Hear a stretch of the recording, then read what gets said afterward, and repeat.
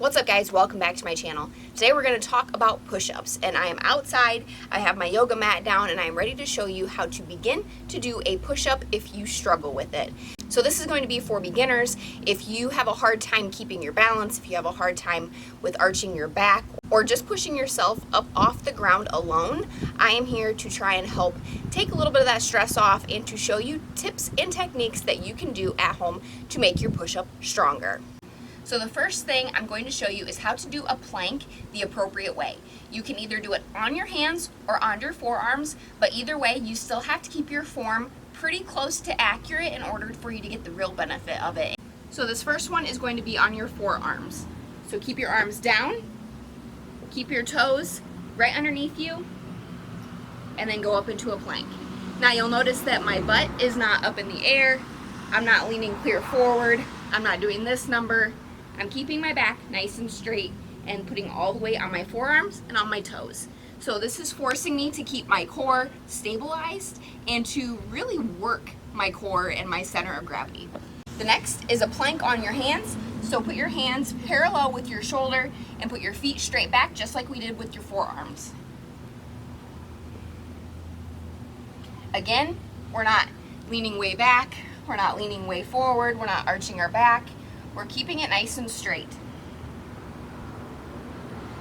Now working on the plank is ultimately going to help your core really strengthen it and to get an idea as to how your form should be when you do the push-up.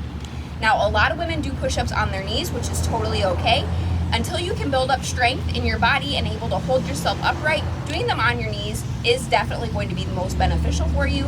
So doing a push-up on your knees, make sure to lift your feet up off the ground, keep your hands parallel with your shoulder, and then push yourself straight up. Now again, make sure the weight is evenly distributed, so you're not going to be back like this doing a push-up like so. You want to make sure to keep your back nice and straight, and you go down to your push-up and then straight back up.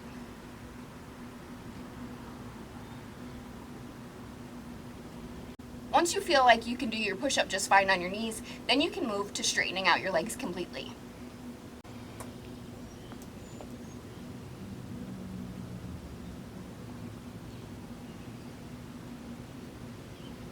Now, if you have a resistance band at home, go ahead and grab it. My resistance band is not tied at the end, so I'm just going to double it up here, like so. I'm going to wrap it around the back of my shoulders, and I'm going to hold on to it in the front. I'm going to take it down to the ground. Make sure you have a good grip on it with your hands, that way it doesn't come loose and smack you in the face. So if you are still not comfortable doing a full push-up on your toes, keep it on your knees. Keep the resistance band nice and tight so that way you actually have some resistance. Keep your feet up, your hands parallel with your shoulders, and then go straight down into the push-up.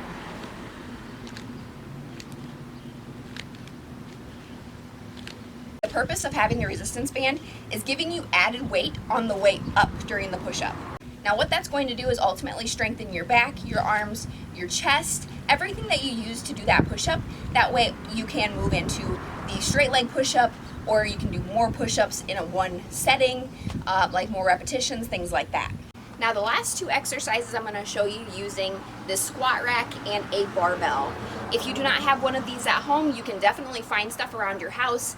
If not, definitely go to the gym. Try finding like a Smith machine.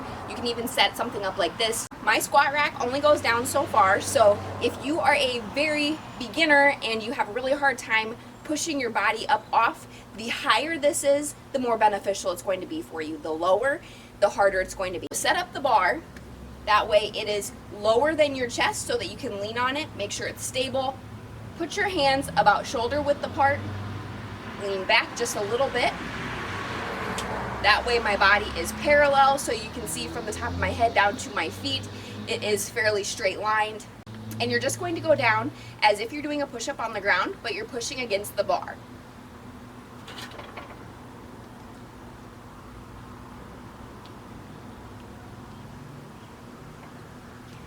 Now again, the lower the bar, the harder it's going to be, but since my squat rack only goes down this far, this is all I can show you using this.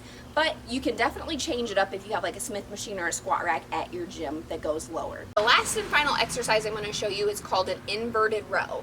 Again, you can do this at home if you have a setup similar to this, or if you can find something around your house, or head to the gym, try it out on a Smith machine or a squat rack. So we are going to position ourselves underneath the bar. Again, we're going to keep our body nice and parallel from our head to our toe. So thinking back to our plank, it all kind of coincides, keeping our back nice and straight. The plank is ultimately going to teach us how to keep our core engaged, so that way it kind of follows over to all of these other exercises.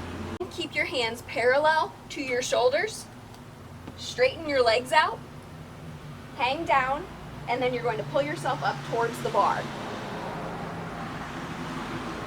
If keeping your legs straight is too difficult for you, you can always bend them and bring them closer. So just pull those feet up nice and close. Again, straighten your back out and then pull yourself straight up. What you don't want to do is when you are doing this, if you don't have that core strength, is to keep your butt sunk down to the ground.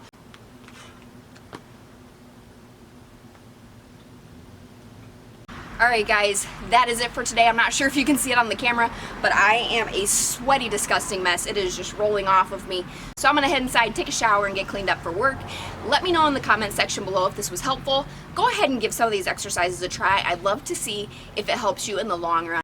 As always, don't forget to give this video a thumbs up if you enjoyed it, as well as hit that subscription button, and I'll catch you guys next time.